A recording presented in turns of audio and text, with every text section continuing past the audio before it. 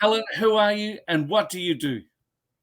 Well, my name is Helen Geering. My day job is a long haul airline pilot, but I'm also a nutrition coach. I currently live in Worthing on the south coast of England. So, yeah, by day and by night, quite often, I fly planes. And then I started to take flight nutrition, my nutrition business, earlier on this year, which grew out of some realities that became true for me during lockdown, if I'm all honest. So what I do there is I help my clients lose weight. Generally, that's what they want to do, but gain confidence in themselves through education, mindset, and food freedom. Goodness me, education, mindset, food freedom. Now, first of Yeah. all, long haul. What does that mean, long haul? Just international is? Well, it's intercontinental, I guess. So the shortest flight I'll do is maybe 6 or 7 hours to the Middle East from the UK, and the longest I've done actually is to Sydney, but via Singapore. But I spend a lot of time flying transatlantic to America, in South America, Africa, Asia. So it's quite varied. Although since the pandemic, the destinations are a little less at the moment, but they are coming back, which is great news. Okay, so, all right, so it says you got into the best shape of your life flying long haul. So, how bad did it get? I don't think I can genuinely say it was ever that bad. I used to run a lot, and I felt that by running a lot, I could eat whatever I wanted, and then that's generally how it went for a few years. Believe it or not, I was actually a little bit on the podgy side at school, got a little bit bullied for that. So maybe a little bit of that stemmed into my later life, but generally, I wasn't sporty or anything like that until I started to sort of dabble with the gym a little bit, got inspired by an amazing girl who's one of my closest friends now, who introduced me to lifting weights as opposed to doing cardio all the time. And her introduction and then subsequent online coaching that I invested in myself, I really did get the bug for it, to the point where I actually did a photo shoot. I was very proud of that. But moving on from that, that was 2019. I now feel I'm actually much more healthy than what perhaps this photo shoot may have shown. I've grown much more in mindset around it, and the kind of women I want to help are not those women who want to get into this rip shape, but those who just want to make changes to be the healthiest versions of themselves. But it did stem from learning about what is required with regards to nutrition, because nutrition for me was the space that I didn't know. I thought it was all exercise, and but actually nutrition is the biggest piece of the puzzle, and it was through that I found a love for it, and then subsequently went on to get a qualification of it, and I coach it. So I've been through it myself. So I am able to more speak from experience to those that I do coach. That's fantastic. And yes, nutrition is basically everything. It's exercise and movement. Honestly, literally, if your nutrition is on point, you can lose weight just going for walks. It's fantastic. But 100%. how, as a pilot, I mean, anyone who's traveling, like I travel every fortnight. I do short haul flights into the outback, and it's 1 or 2 hours in the planes, but you've got 1 or 2 hours in the airport there. You've got a 1 or 2 hours at the airport at the other end. There's always travel. There's truck stops. There's how seriously look at yourself. I mean, how do you maintain this when your job is literally airports and airport food? Yeah, well, I did prioritize. I prioritized my health. A big thing for me as well. It's not just around the nutrition; it's about the sleep as well, and habits around that. But generally, personally, I do plan ahead. So if I know I've got a long flight coming up, then I do plan ahead and I take a lot of my own food. I do that even now, even though I'm not on a weight loss journey. But I will pack stuff that is delicious and nutritious for me that I'm allowed to take through, because obviously you have to be mindful of things like liquids. Um, so I do that. I take things like porridge that are easy to make in hotel rooms. I take a lot of delicious protein bars that, you know, one of my favorite staples.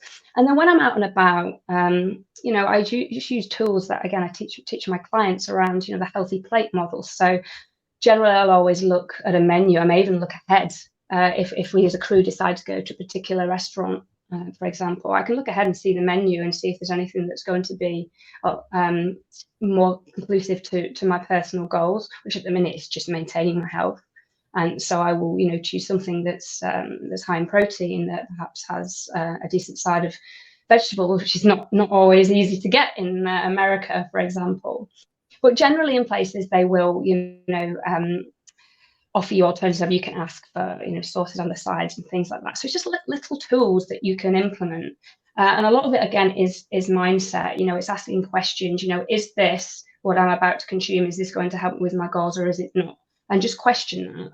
And if you really want it, then of course still have it and know that it may make your goals a little longer to reach. But if you're going to enjoy it, then you just got to balance that up. So there's a whole host of different things that you can implement when you're away. But then whenever I'm at home, if when I did have sort of my fat loss goals towards my photo shoot, I would use apps such as MyFitnessPal to make sure I was getting enough protein and use those tools.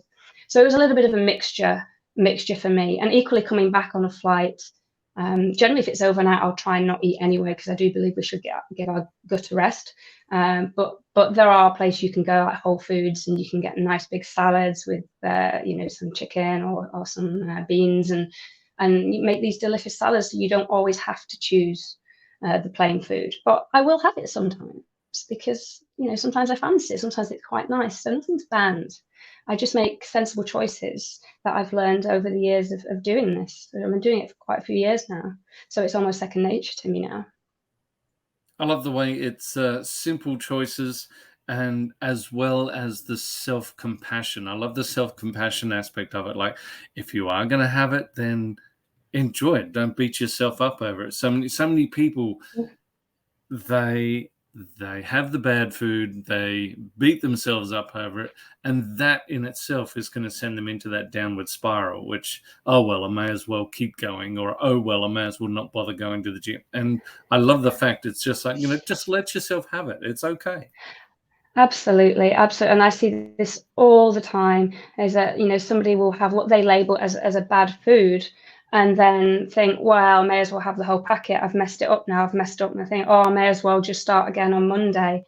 And that is the sort of mindset that we need to move away from, and that I teach my clients. You know, it doesn't matter if you have the biscuit, it doesn't matter if you have a couple of glasses of wine. You should do that. Is life. Those are normal foods that we should be enjoying. Remember, your day is split up into four. Let's say you overindulge in something in the morning, and think, oh, I'm going to write off the day now. Well, no, you've still got 3/4 of the rest of the day to make a healthy choice in those 3/4. You know, do something for your mind, do something for your body, do something for your mindset. You know, you don't have to write the day off because of a so-called bad food. And yeah, I've used mindsets like that myself, and they are incredibly useful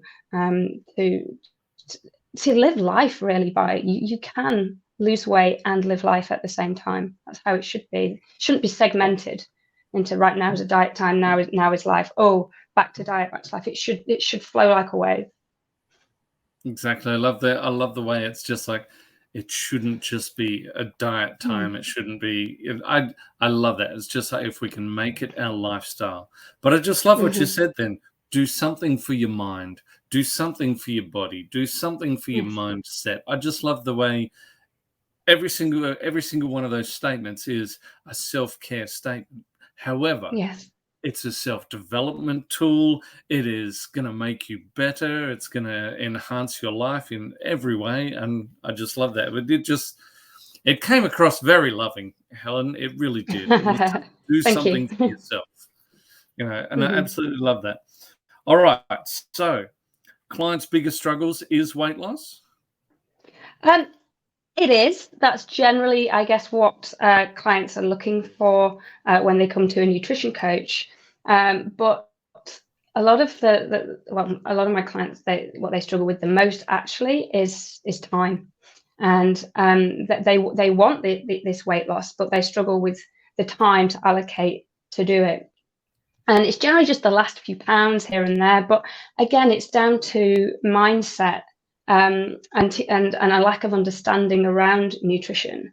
And, it's no point sort of teaching them to say, okay, this is how to lose fat, work it all out, and then try and mold your life around these new behaviors. What you need to find out is how these new behaviors can fit into their lifestyle.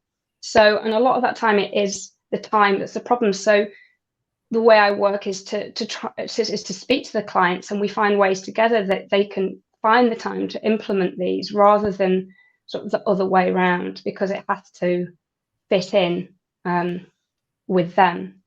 So it's a whole education. It's not just these are the numbers you need to lose weight. It's a discussion on lifestyle changes and how they can potentially get a little bit more movement in, again, back to movement.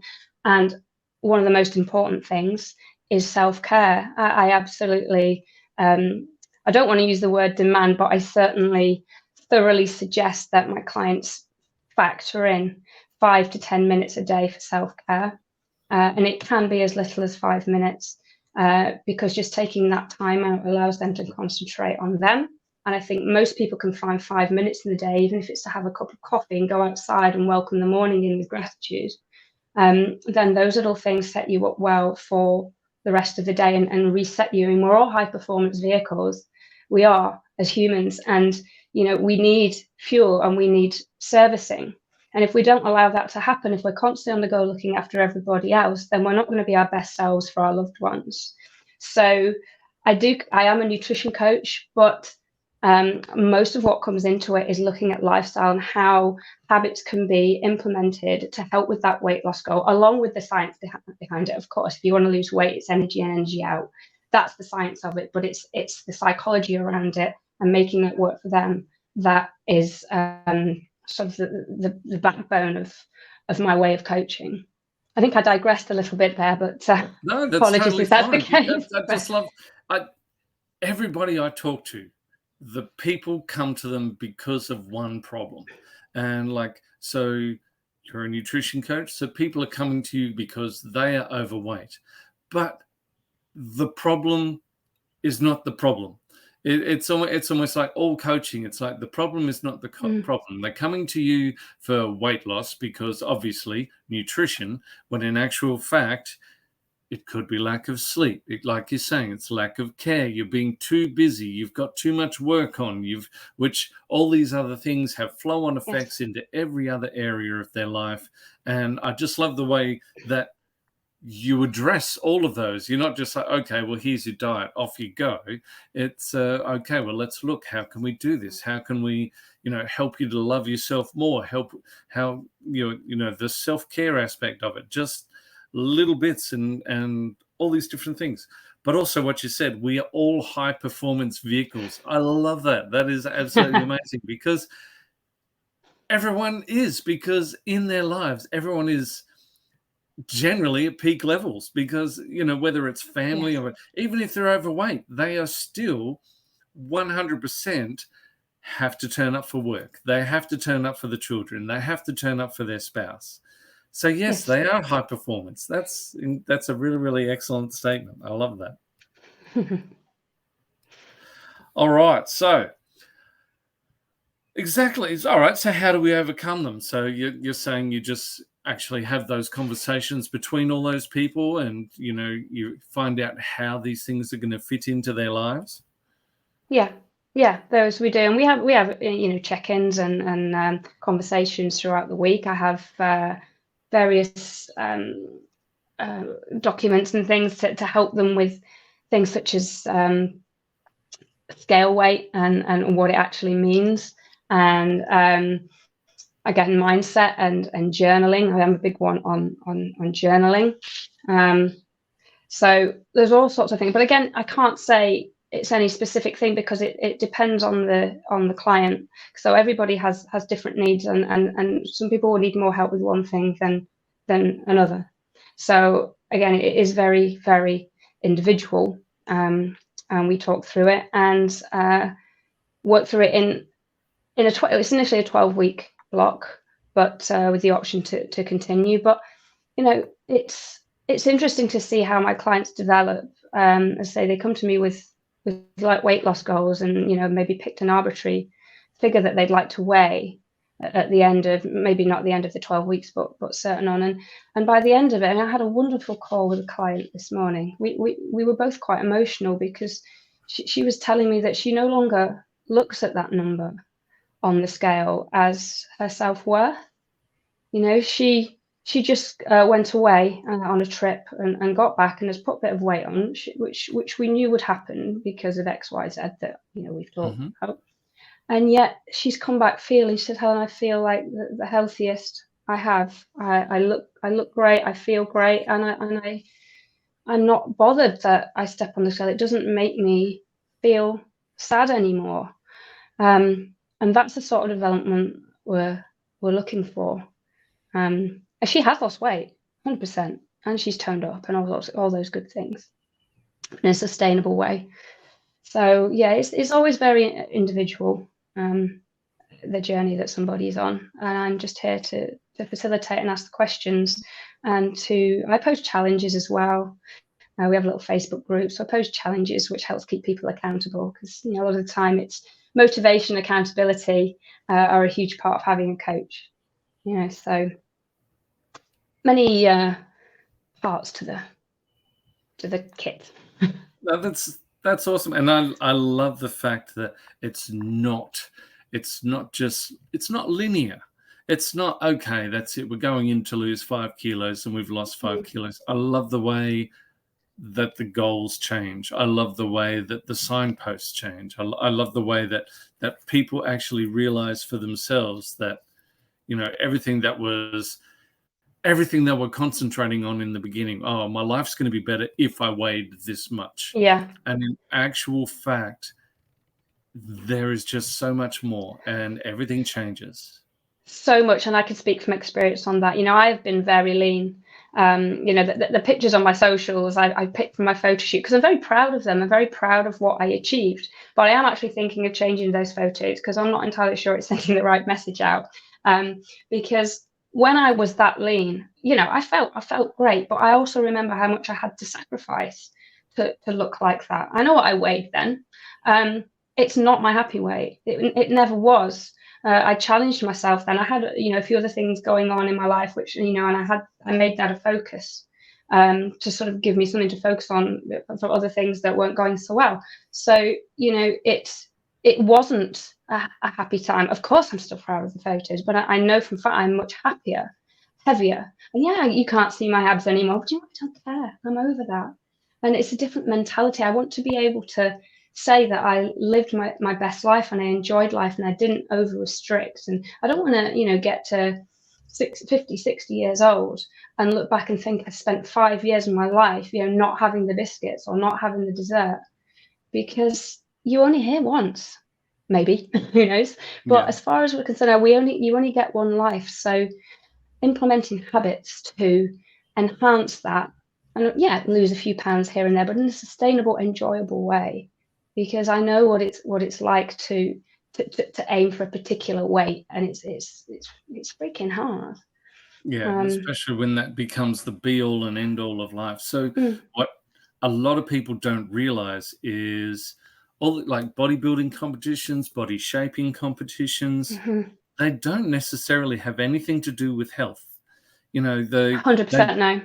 So these people, yes, they look amazing. It's fantastic. But what people don't realize that these people are literally suffering. Like those male bodybuilders that are walking on stage are in so much pain because they don't have the fat in their feet anymore to cushion them. It physically hurts to walk. They don't tell you that, for the movie Wolverine, before he would take his shirt off, Hugh Jackman had no water for 36 hours. People die at just slightly double that. So people don't realize that people are dehydrating themselves to give them that ripped and lean and meaty look, and it's got nothing to do with health. And for some reason, the fitness industry portrays that as, look, this is a healthy body, but that is not necessarily correct, and people need to understand that. Definitely. Funny you mentioned Hugh Jackman. He's my most famous passenger on a flight. It made my day when he was on. Oh, Which is fantastic. pretty cool. Well, yeah, with the bodybuilding, I was going to compete, and again, it's not something I would consider doing now. And I have friends who do it, and I think if it's done correctly with the guidance of a coach, then fine. But there are so many areas that you can drop it into a very unhealthy state. Women are losing their periods because your body goes into a state of preservation. It's like, you are not healthy enough to carry a child, so I'm going to stop you from being able to reproduce. And the sad thing is, I mean, this is a recognized thing, but the sad thing is some of these girls celebrate that. And that's where the unhealthy mindset comes in. So personally, I don't want to get into bodybuilding prep side of nutrition. I want to be coaching women who want to live their best lives and be healthy, who want to be able to chase their grandkids around the garden, who want to be able to stand upright in their 80s. That's the sort of person I want to be, and that's the sort of people I want to help to be like. But everyone has their own choice, of course, and it's nice to be lean, but yeah, it's hard work, and it does steal from a fulfilling life, I think, from my point of view. I just love it. It's the pursuit of happiness, through nutrition and health. I think that's amazing. So, all right. So now, do you yourself have any nutritional struggles? You have no issues? How does that work for you? Nutrition for me, as I alluded to in how I plan for travel, I do have a whole separate bag of food that I take with me on the flight. So I'll have my protein shakes in there, porridge, I'll have snacks, and I'll have my prepared meal. So I am very aware of what I eat. I also have learned a lot from doing the tracking. I know what's in foods. I know what works for me. So if I do ever feel a little bit on the heavier side, I can go for a couple of weeks and I will use my fitness pal and I'll track that way. But generally at the moment, no, I've learned enough and I know what's good for me. I've learned to prioritize protein for many years. I think it's quite sad actually that people don't really know the importance of the various macronutrients of protein, carbohydrates, and fat, especially if they're on a weight loss journey or if they want to build muscle, but specifically on a weight loss journey. I find with my clients, sometimes when we do food diaries, before we actually implement any changes, the protein is always very, very low. Normally enough to get by. When it comes to weight loss, I'll not get into it now, but it's really important to preserve your muscle mass if you want to lose fat. So I'm personally aware of that. I want to keep the muscle that I have built in the past. So I prioritize high protein. But, I'm no saint. I could definitely do with eating more vegetables. I'm absolutely guilty of pizza on a Friday night. But that's life. That's what I enjoy. So yes, I'm very mindful. And some days I'll go to a restaurant and go, you know what? I am going to choose, the salmon and the vegetables today. But other days I'm like, no, I really want the burger. So I think I've got it kind of pretty well sussed. But I'm definitely not a saint. I mix it up. But I eat to support my goals, which at the moment is just, well, it's basically having the energy to start this little business of mine. So I've gone from sort of living in the gym to living in front of my laptop at the moment. So, healthy snacks so I can pick. That's good. Yes, my wife and I have done many trips in cars and everything, and we found that eating helps you stay awake, and it's so much better to, like you're saying, be prepared. Just the act of like your mouth opening and closing actually keeps you more aware and more awake and everything like that. So yeah, so we would do the carrot sticks, the celery sticks, we would do the nuts and everything, because that way, because otherwise, if you're going to pull into a service station every 2 hours and fill up with fuel, the only thing they've got is chips, the only thing they've got is wingdings, the only thing they've got is all the chicken rolls and everything like that. So I love the whole idea of, like you just said, you just sit so you can just snack while you're sitting doing your business. But a particular challenge for me, I find, is sort of the jet lag and the overnight flights. So I just landed yesterday from Kingston, Jamaica. Landed sort of mid-morning UK time, and we've been flying across the Atlantic all night. And those are the times when I struggle, because if you're awake at times when you're not supposed to be awake, it affects your hormones. Especially affects a hormone called ghrelin, which I'm sure you've heard of. Which is basically the hunger gremlin, I call it. It's a hunger hormone, and because you're not sleeping, your body makes more of this, so it makes you more hungry. But I read a very interesting book, and I don't want to sort of dictate that this is the way of doing things, because there's not too much evidence yet in humans. But there's a book called by Dr. Sachin Panda called The Circadian Code, which has some really interesting protocols in there around your gut and allowing your gut time to fix itself, and also to not be eating too much when you should be asleep, so that your body can repair itself, your cells can repair themselves. And as I say, I don't want to say that this is the absolute truth, because that there isn't enough evidence out there, but I do see from what I've read that it seems to be some compelling evidence in animal studies and anecdotal studies around trying to avoid, certainly like big meals in the middle of the night. So a new protocol I've had is to try and have something high protein, something satiating before I leave, at whatever time that is in whichever country I'm in, and then fast overnight, but allowing myself to still have something if I need it, because obviously I have to operate an aircraft. And if that's the case, having some complex carbohydrates is going to be helpful for slow release energy, rather than trying to snack on, unfortunately, what gets put out for us, or for the passengers, which is, bags of Cadbury's buttons and fudges and all these delicious British treats.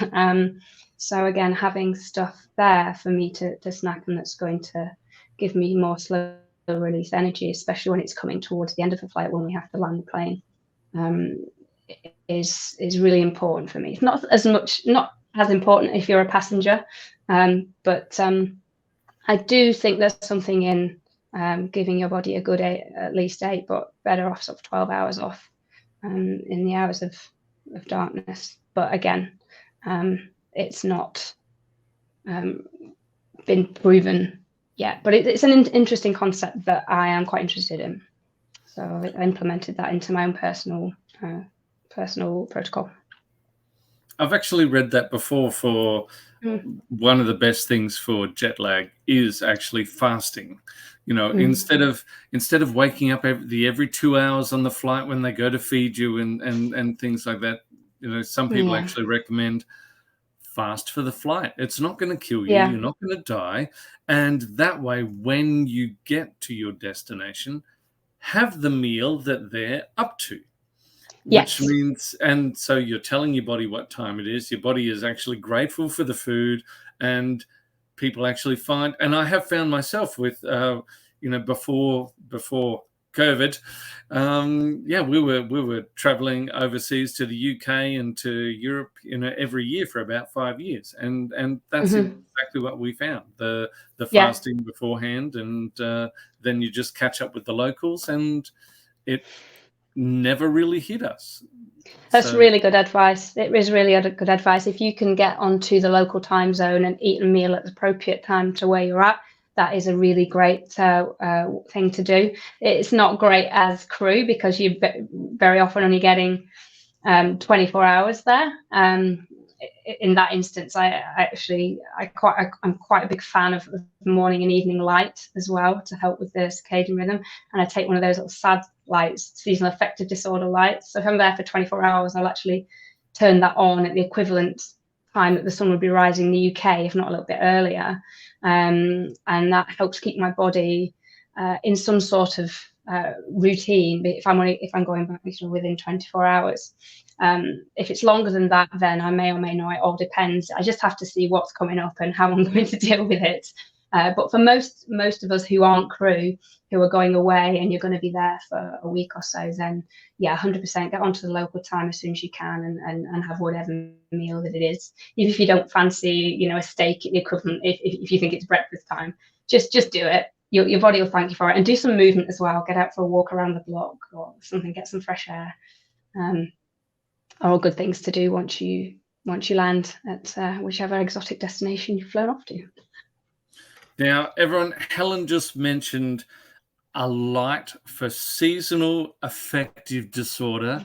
Now, I love the fact that in the northern countries, you have less light, and there is actually a disorder called seasonal affective disorder from not getting enough light. I love the fact that there is literally something called the SADS that you get from not having proper circadian rhythm and light. So I love you can grab a light for that. Yeah, I didn't even know you can. that. That's awesome.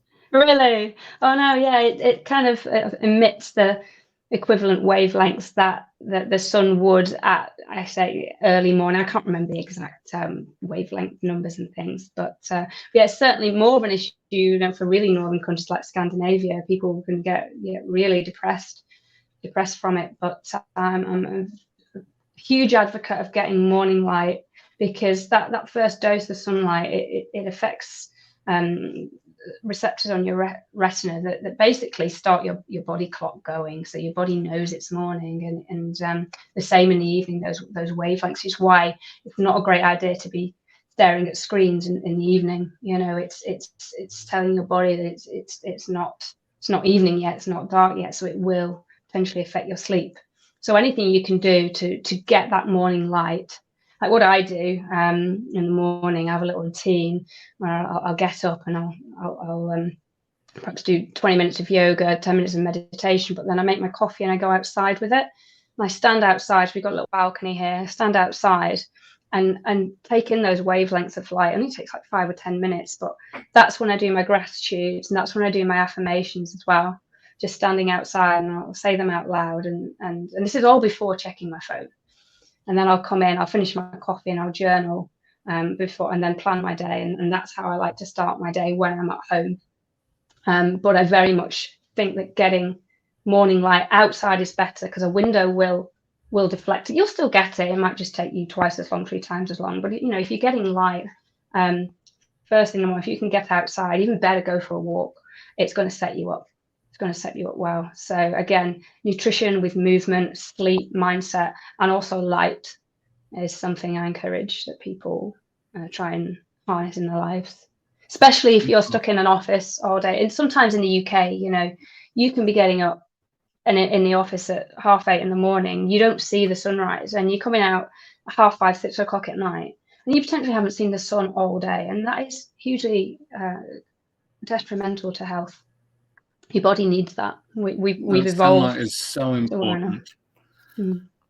Like you're saying, to get out in the sunlight. I mean, getting out in the sunlight for up to 15 minutes before 10 a.m. in the morning, like you're saying, sets your circadian rhythms up for the day. On top of that, it assists in nutrition as well. And I just think, like you're talking about the wavelengths, going out, they have A and B. A is 95%. A wavelengths is 95% of sunlight. B is 5% of sunlight. If you're behind a window, the window actually filters out the B waves, and the B waves are the healthy waves. And when you go out and you set yourself up in the morning, that will actually tell your skin how much sunlight is going to be around, but after 12 o'clock, so you will have reduced sunburn. So again, it helps with nutrition. There's so many things. Sunlight is just incredible. Well, you know a lot more than I do, Andrew. That's fascinating. I know the very bare bones basics, so that's it's just fantastic. Just the things, and it will stop you getting the SAD. Yes. So, that's awesome. Seasonal affective disorder. All right, we've got that. How have your ideas changed over time? Like we were talking about, you're now high protein and everything. Was that different in the beginning? Well, I didn't, as I say, when I actually started getting serious about any sort of exercise, was probably back in about 2010 when I started the couch to 5K and started doing running, and I joined a running group. And then when I started doing that, I was doing it a few times a week. I thought, great, I can eat what I want, and I did basically, and I ticked along all right. I was reasonably healthy at that point, but I didn't really see much changes in my body shape, and until I started lifting the weights. And so I started lifting the weights, but again hadn't addressed the nutrition. And it was only when I actually invested in my first online, I was actually a coach for nutrition and training, in, I think it was 2017.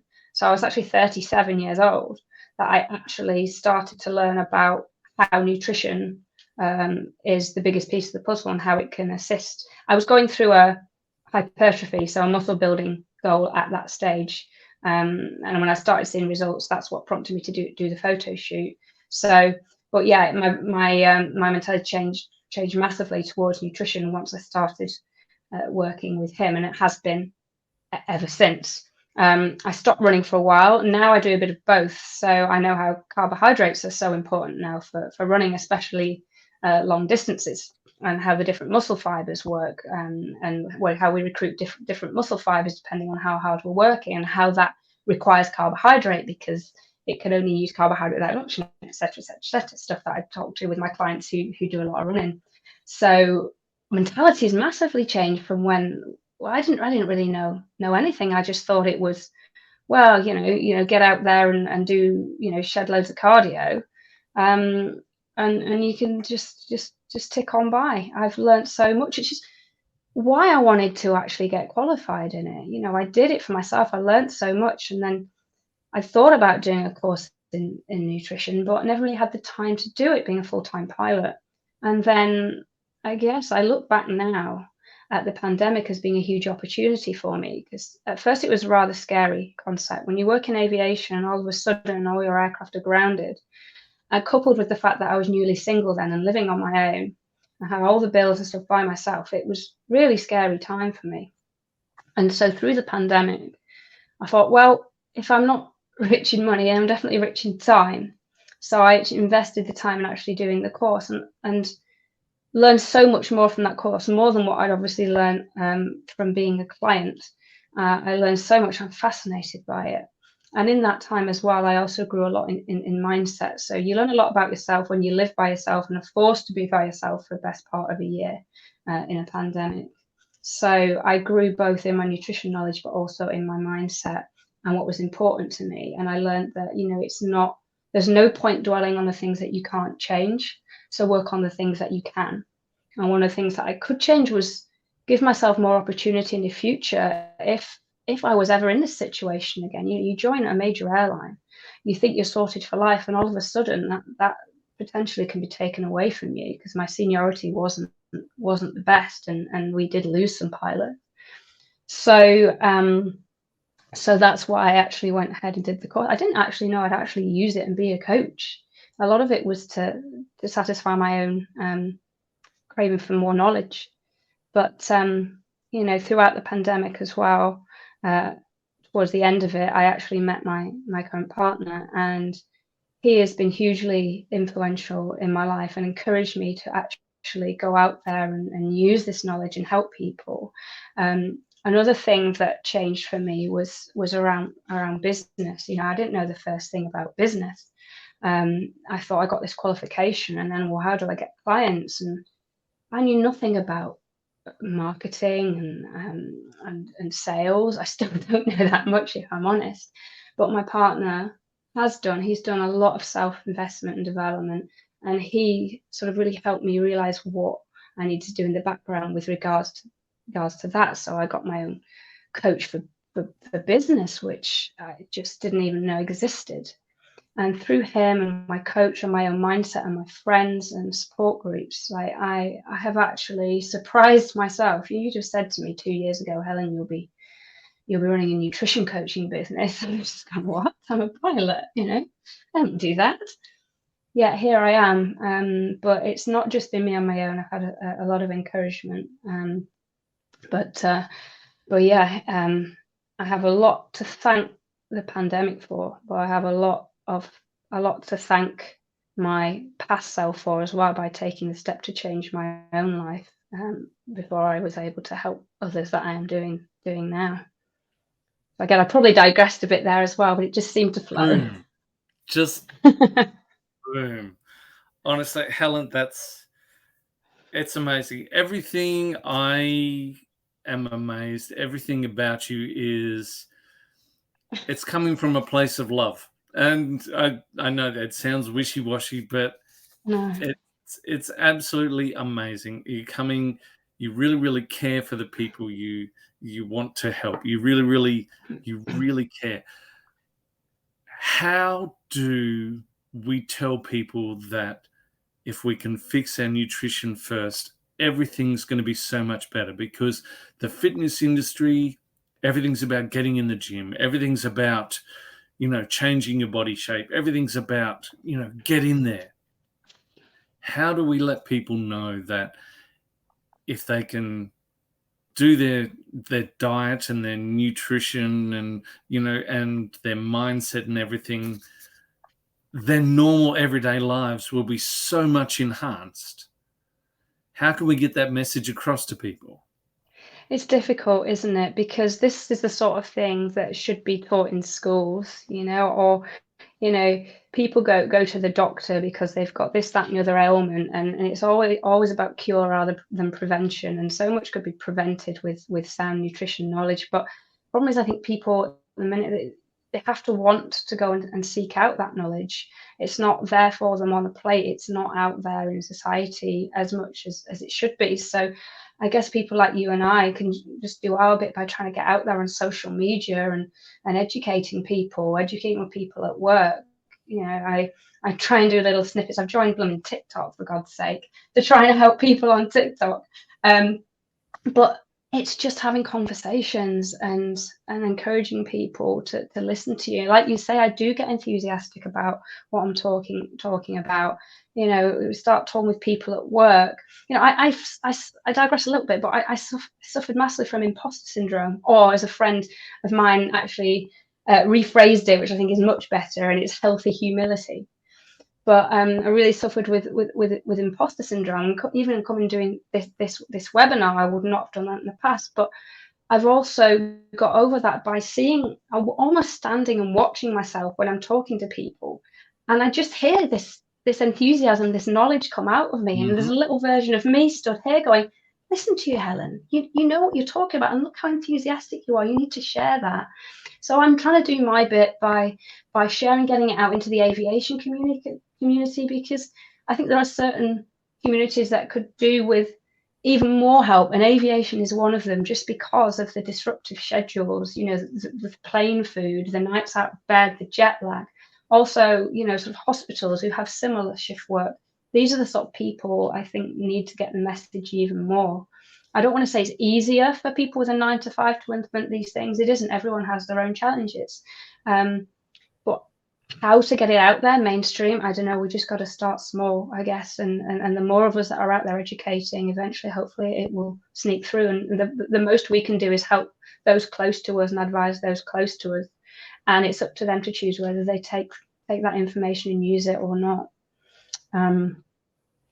You can take that into so many industries. So you said hospitals and things like that. You've got the ambulance industry, you've got the firemen, we've got the police and everything. Like I work in FIFO, so I work fly in, fly out industry and my day job is literally feeding miners. So I'm the head chef at a mining camp. I'm feeding 500 men per day. And some of these men are twice the man I am. And I see it every single day because they're away from their families. They're doing incredibly long shifts. They're on shift work, whether they're starting night shift, they're starting work at 4 o'clock in the afternoon, 5 o'clock in the afternoon. So we start dinner at 4 p.m. and our dinner runs for 5 hours. And I see them. They're eating to feed their emotions. They are literally eating to fill that little hole inside them. So I don't know whether it's like an internal hug. I call it's like the shape of a Tim Tam. We have Australian biscuits. And like people, and I see it all the time. They're away from their loved ones. They, and they're lonely, and often they do eat with their emotions and things like that. But it's the shift work. It's the time in the airports. It's the time in cars. It's the time away from your family. Just, like you're saying, 9 to 5 people. It's not that they have it easy, but in so many aspects, they do have it easier because they don't have all these added stresses added on top. And yes, they do struggle, and they still struggle. And the argument can be made that you can drown in an inch of water and you can drown in the ocean. So we have different struggles. But like you said, it's up to us to get the word out there. There are people that you can get that want to help you. There is information out there, and don't do anything drastic.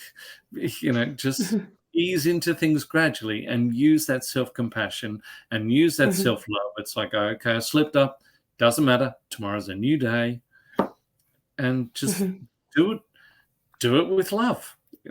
And I'm hoping there'll be more platforms out there to use. I've been contributing towards a new platform that's going to be out there for pilots in the aviation industry. I've curated a section on nutrition there. So it's not out there yet. It's still in development, but eventually it's going to mean that pilots, I think, and cabin crew as well, I think, are going to be able to go in there and look at various aspects of life where they feel they're struggling. And one of them is nutrition. So I was very proud to be asked to actually curate that. And also, I have a peer group on Facebook and on WhatsApp, where we are a group of female pilots who, if they're not already in it, are heading towards perimenopause and menopause.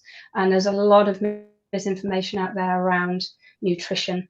A lot of anecdotal stuff that people put as being the cure for these symptoms, which is, it may work for some people, but generally, I was quite upset to hear what some people were saying around how you've got to cut this out, you've got to cut that out. So I actually created my own webinar, which I presented to my female pilot colleagues around nutrition and the menopause.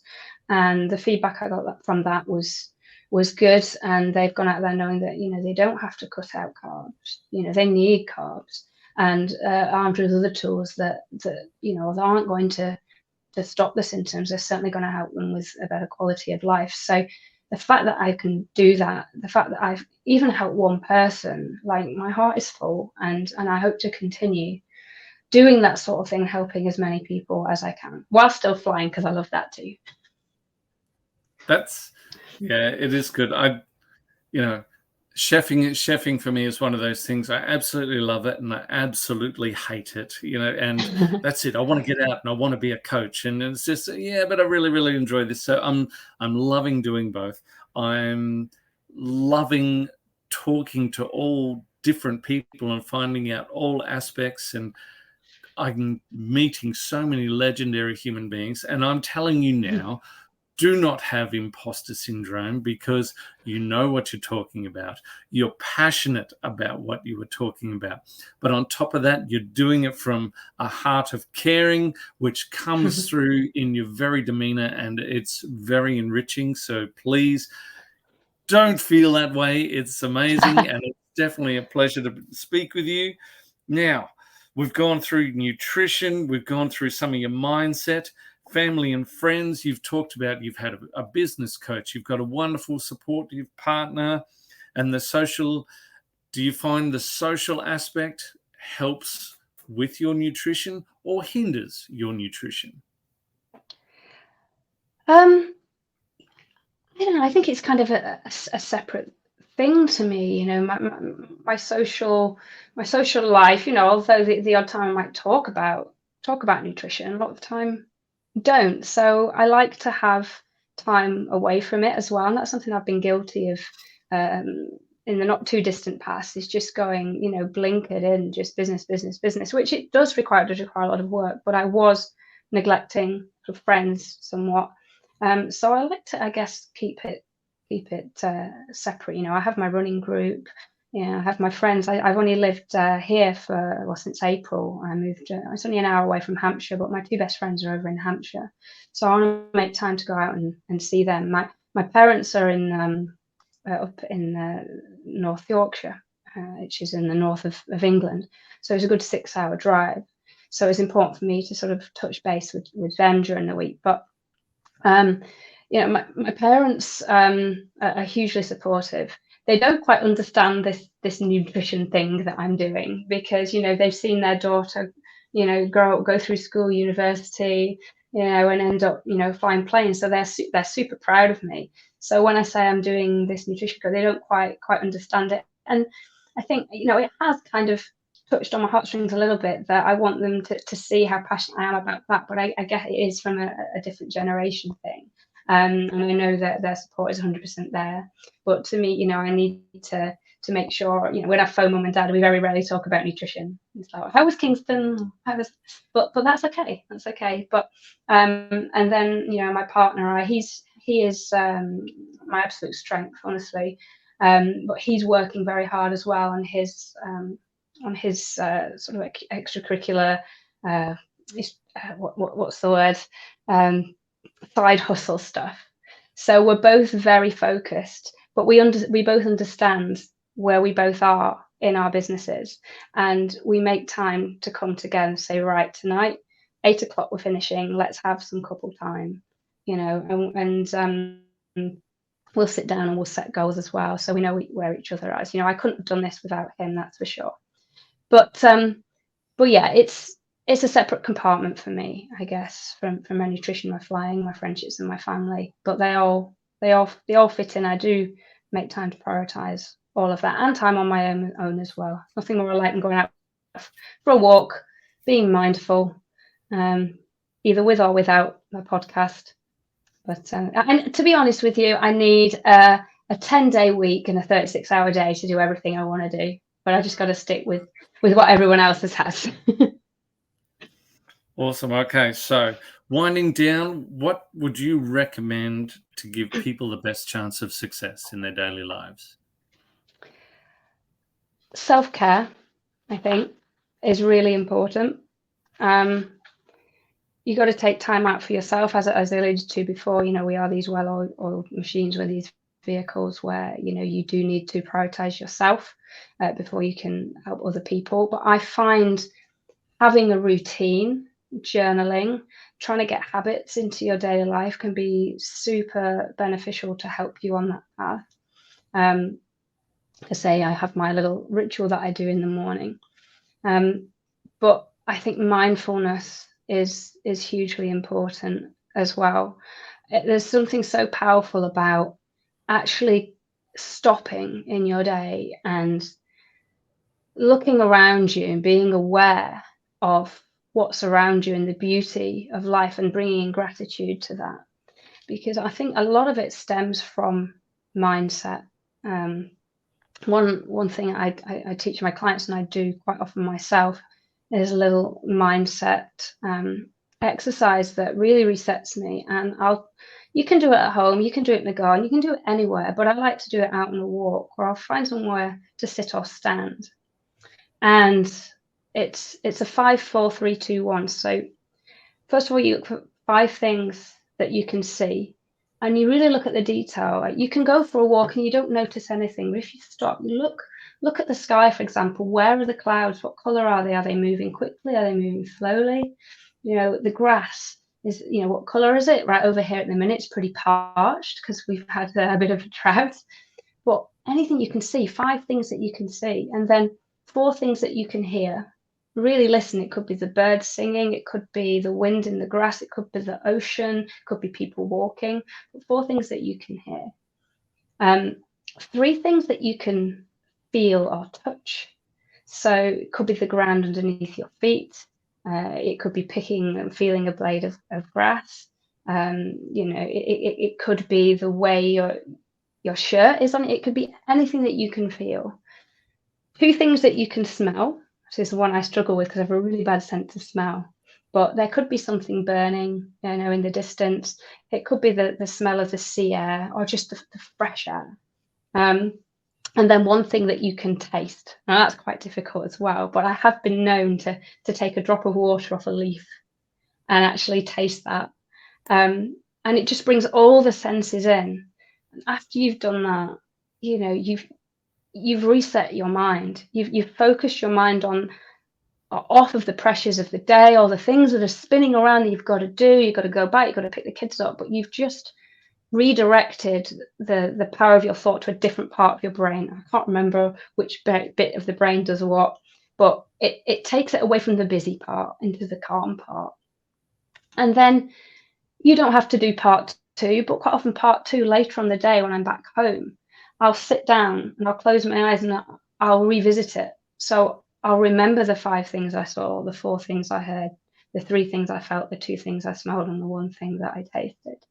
And you can see that exact detail. You can see what the shape of the clouds were. You can see that that blade of grass was touching that blade of grass. You've picked up that detail and you revisit it. I can revisit an exercise I did in this a year ago when I was walking by the River Hamble where I used to live. I can still see what the sky looked like. It's really powerful. So this is something I encourage my clients to do. In fact, I encourage anyone to do. It's getting your mindset right. Get your mindset right. Do something for you. And your life is going to flow much better. Again, boom. Wow. Helen, I'm going to leave it there. Thank you so much for your time. You're an absolutely legendary human being. My life is richer for talking to you. Thank you very much. Thank you so much. Thank you so much. It's been an absolute pleasure. And it's going to throw us out in the cold. Thank you, Helen. Have a great day.